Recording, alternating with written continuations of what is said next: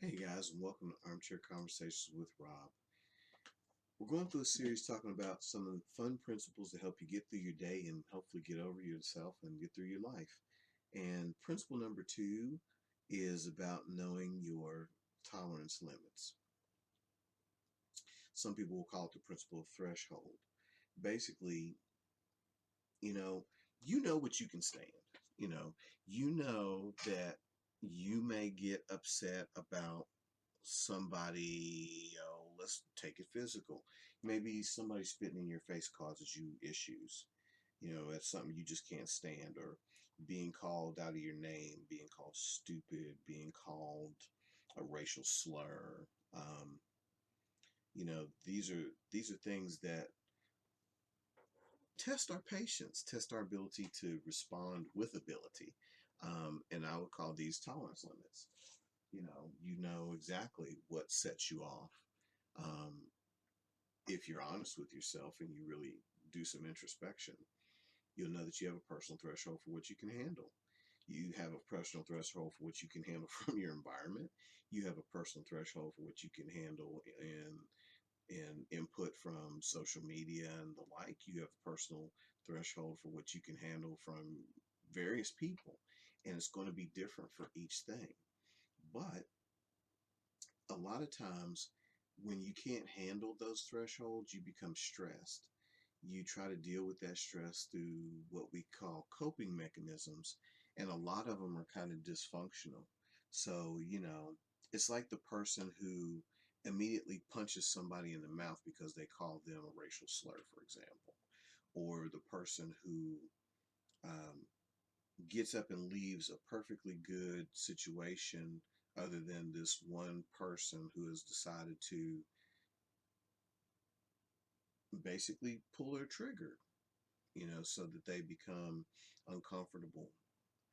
It's not always caused just by other people or by external circumstances. Really, it's caused by you. And even the most dysfunctional feelings and behaviors are coping mechanisms to help you deal with that stress. Um, Ilya Prigogine wrote a Nobel Prize winning paper on the principle of emotional and psychological threshold. And basically, he was a physicist who set up the idea of the different brainwave patterns like alpha, beta, delta, and so on. But basically, he talked about a theory called entropy. And basically, that means that you're, whenever you get to a threshold or to your tolerance limits, you have two options before you. There is a function of the system actually breaking down, becoming dysfunctional, and not reorganizing itself into a better system, or entropy causing that breakdown and then the restructuring of that system to become a better system. It's just the same as, okay, you are, for those of you that like to lift weights, because a lot of you guys know me that lift weights, you're lifting that weight and you're able to get 8 repetitions today. And then maybe you do the same exercise again in a few days or a week, and you're able to get 9 repetitions. And then the next week you get 10 repetitions. You've increased by a rep each week. And now you're at the threshold of your modality where you've set up this plan that whenever you get to a certain number of reps, you're going to add more weight. Well, the adding of the weight is the same as the principle of threshold. So now your body is going to struggle to get those 8 repetitions again. If you make it to 8, if you judge correctly, you might make it to 8. If you judge wrong, you might make it to 3.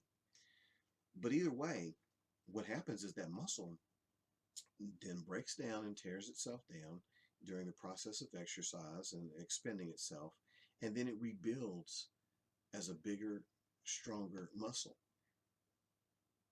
so that it can perform more in line with what you're asking of it, which is to do that 8 repetitions with that particular weight, and then the 9, and then the 10, and so forth. Well, to me, threshold is a place to get excited, because that entropy means that if you're able to throw off or dissipate enough of that stress to cope, you're going to be able to reorganize as a better you because you've been able to go through your thresholds. Now, it doesn't mean that you should always be doing that, because sometimes you're going to meet up with circumstances like, for example, people suffer traumas, say during childhood. That threshold isn't going to mature normally, so you may have to approach your ability to change in a different way than a person who didn't have that trauma. But it doesn't mean that you can't push past it, or that you can't raise your threshold through spiritual practices, therapeutic practices, emotional training, um, working with mentors. But you will have to understand that that threshold is something that you have to be aware of first and foremost before you ever um, try to train it to reorganize it. So everybody has a personal threshold.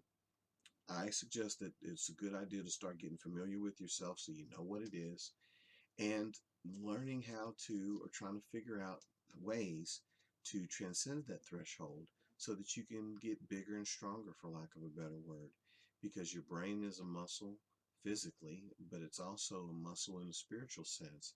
If you practice it, you train it, it becomes better, it becomes smarter. Your emotional muscle is the same. Your spiritual practices, your physical practices, all of those have thresholds that are there to let you know where the training begins. So, thank you for sharing my armchair. Hope you enjoyed that. Hope it wasn't too rambly for you. If it is, of course, send me some feedback, send me some comments, and I will clarify.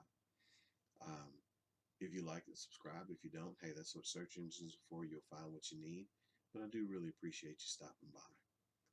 In the meantime, I thank you again, and I ask you to have a blessed day whenever and wherever you are.